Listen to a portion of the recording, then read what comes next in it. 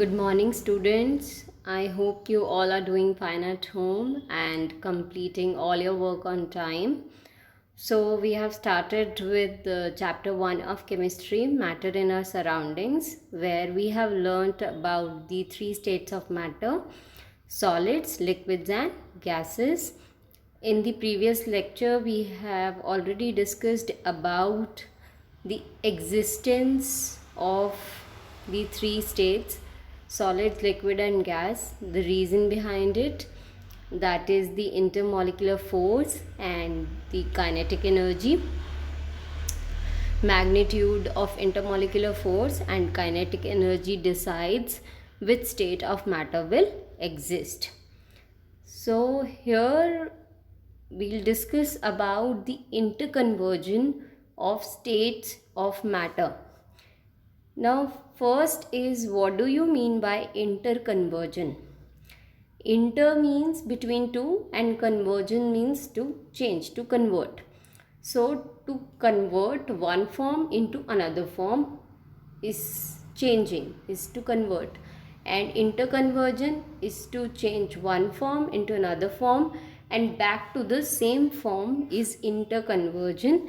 So regarding the states of matter, if a state is changed from one form to another and then back to the previous form, to the original form, is known as interconversion, and it can be done by changing the physical factors. Physical factors कौन से होते हैं? Such as temperature, such as pressure, such as humidity, but here will discuss about only temperature and pressure. So change from one form to another form by changing the physical factors such as temperature and pressure. जैसे कि आपने देखा होगा ice क्या होती है? Solid होती है. उस आइस को हम मेल्ट करके लिक्विड बना सकते हैं, लेकिन आइस मेल्ट कब होती है? जब उसका टेम्परेचर बढ़ता है.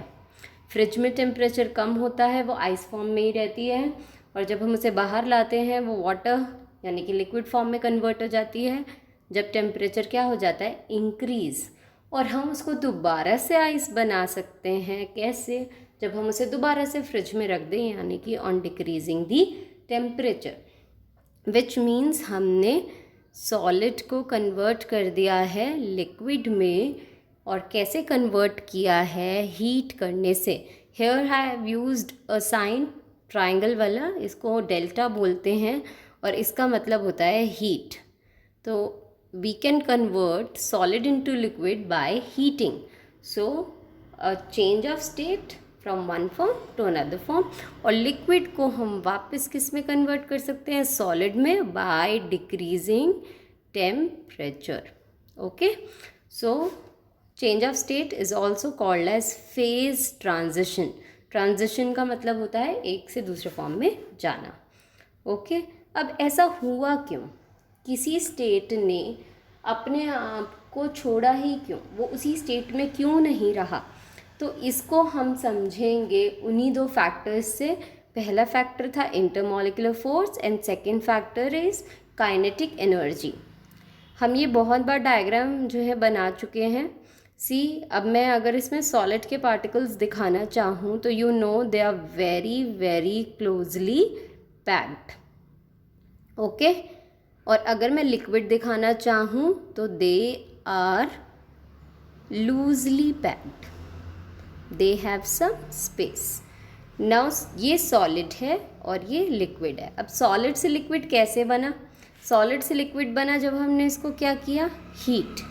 अब हीट करने से क्या होता है? हीट करने से काइनेटिक एनर्जी बढ़ जाती है. और काइनेटिक एनर्जी क्यों बढ़ती है? क्योंकि इंटरमॉलिक्यूलर फोर्स ब्रेक हो जाती है. तो इंटरमॉलिक्यूलर फोर्स ब्रेक होने से काइनेटिक एनर्जी बढ़ गई, जिसकी वजह से ये पार्टिकल्स एक दूसरे से दूर चले गए और ये जो है स्टेट क्या बन गई? अब लिक्विड, और वो सॉलिड नहीं रही. ओके, सो एग्जिस्टेंस के लिए जो फैक्टर रिस्पॉन्सिबल हैं वही फैक्टर्स रिस्पॉन्सिबल हैं इंटर कन्वर्जन के लिए या फिर फेज ट्रांजिशन के लिए. ओके, हम डायग्रामेटिकली भी रिप्रेजेंट करके दिखा सकते हैं, जो ऑलरेडी मैं आपको दिखा चुकी हूँ. सी ये सॉलिड है and you can see solid के पार्टिकल्स बहुत ही क्लोजली पैक्ड है। ओके, सॉलिड से लिक्विड बनाने का जो प्रोसेस होता है उसे मेल्टिंग कहते हैं। लिक्विड से सॉलिड बनाते हैं फ्रीजिंग कहते हैं। सॉलिड के पार्टिकल्स क्लोजली पैक्ड थे, लिक्विड के पार्टिकल्स थोड़ा सा लूजली पैक्ड। अब लिक्विड से गैस बना, तो लिक्विड से गैस बनेगा हीटिंग पे, इस प्रोसेस को बॉइलिंग या वेपराइजेशन कहते हैं। गैस से वापस लिक्विड बना, इसको हम कंडेंसेशन कहते हैं। अब गैस और सॉलिड के बीच में कन्वर्जन जो होता है ये हम पढ़ेंगे। सॉलिड से हम डायरेक्टली गैस भी बना सकते हैं, this is called as sublimation. And gas back to solid, इसको हम बोलते हैं deposition. we'll study it later on. Firstly, we'll study about melting, freezing, vaporization and condensation. Okay, you can see how the particles are closely packed, how they are loosely packed, and how they are very loosely packed. And this state could be converted into this state and into this state by increasing the temperature, and back to the same state by decreasing the temperature. Okay. All right, next जो हम पढ़ने वाले हैं वो factor सबसे पहला है हमारा टेम्परेचर। ओके, हमने दो फैक्टर्स के बारे में बोला है, एक बोला है प्रेशर और एक बोला है टेम्परेचर। तो सबसे पहले हम पढ़ेंगे अबाउट टेम्परेचर। अब ऑल्टरिंग का मतलब होता है चेंजिंग। अब चेंज करने का मतलब तो ये भी हो सकता है कि हमने उसे बढ़ा दिया, और चेंज करने का मतलब ये भी हो सकता है कि हमने उसको कम कर दिया, which means you can change the state either by increasing the temperature or by decreasing the temperature.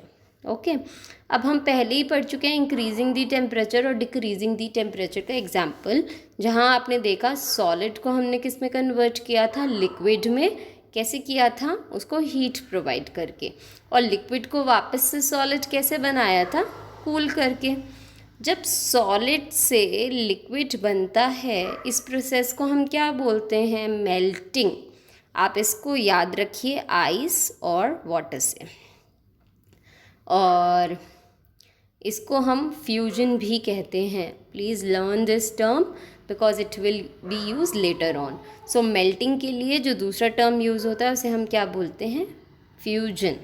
अब हमने लिक्विड को वापस क्या बनाना है, सॉलिड, यानी कि हमने पानी से दोबारा से क्या बनानी है, आइस, और हम उसको किस में रखते हैं, उसके लिए फ्रीज़र में। इसलिए इस प्रोसेस को हम क्या बोलते हैं, फ्रीजिंग।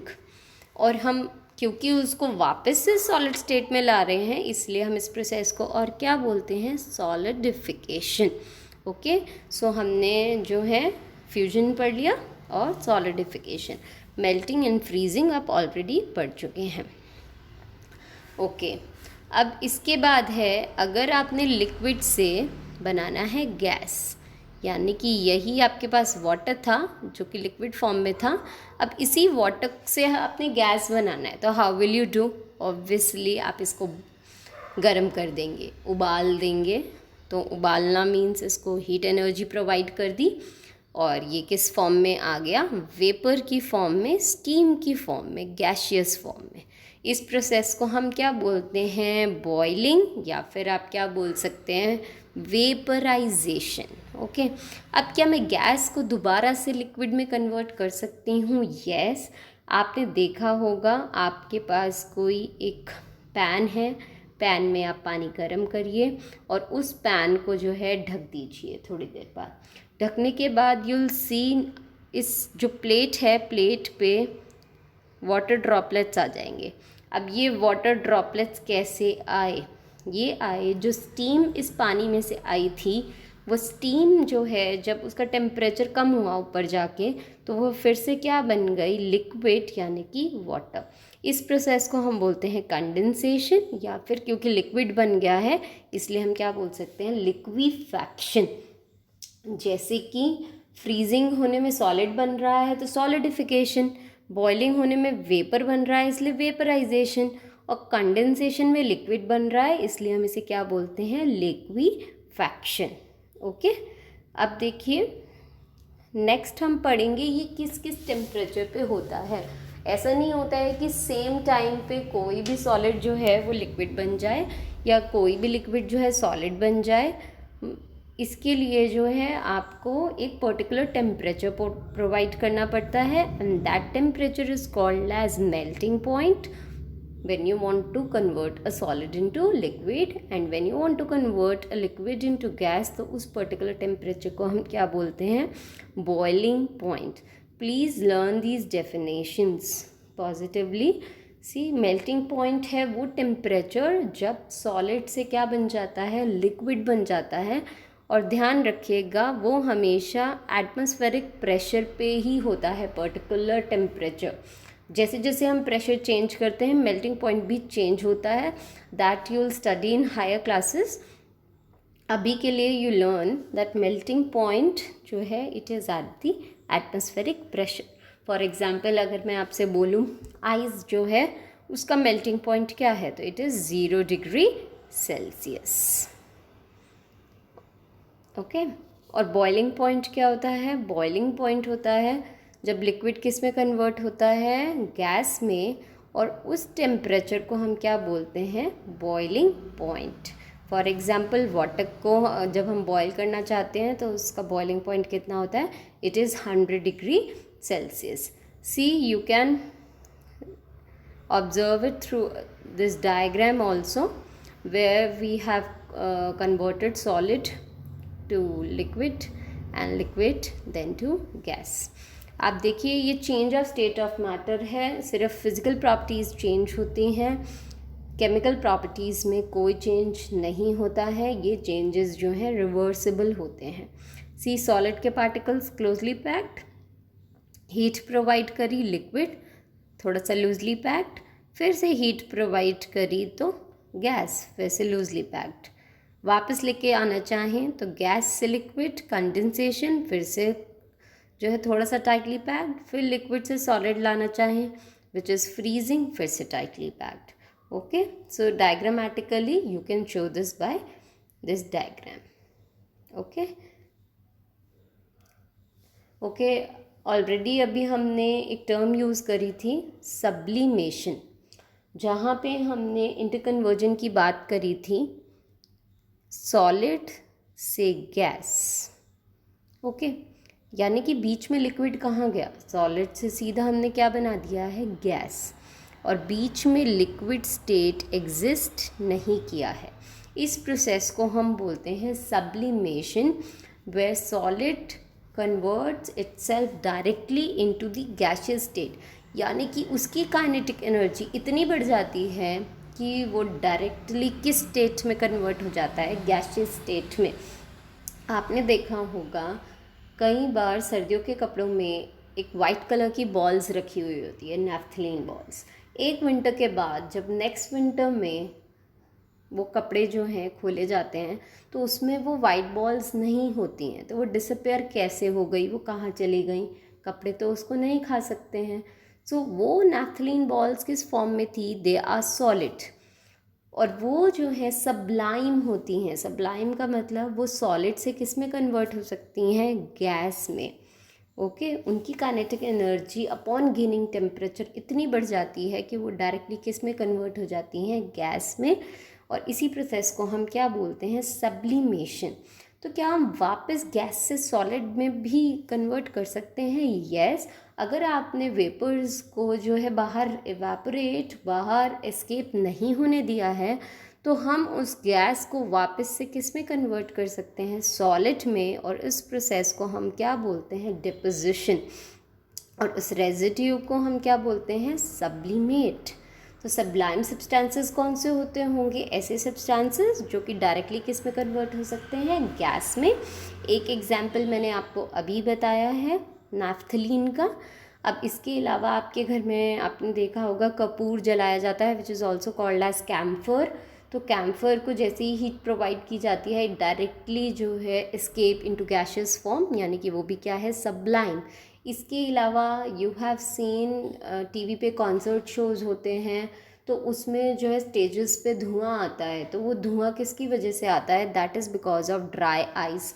वो ड्राई आइस जैसे ही जो है बाहर आती है, उसका टेम्परेचर जो है बढ़ाया जाता है, वो फटाफट जो है फ्यूम्स में कन्वर्ट हो जाती है, इसको हम बोलते हैं सब्लाइम सब्सटेंसेस। इसके अलावा आयोडीन है, एंथ्रेसीन है, अमोनियम क्लोराइड है, ये भी सब क्या होते हैं, सब्लाइम सब्सटेंसेस। याद रखिए अमोनियम क्लोराइड का फॉर्मूला होता है NH4Cl, आप इसको भी लर्न कर लेना।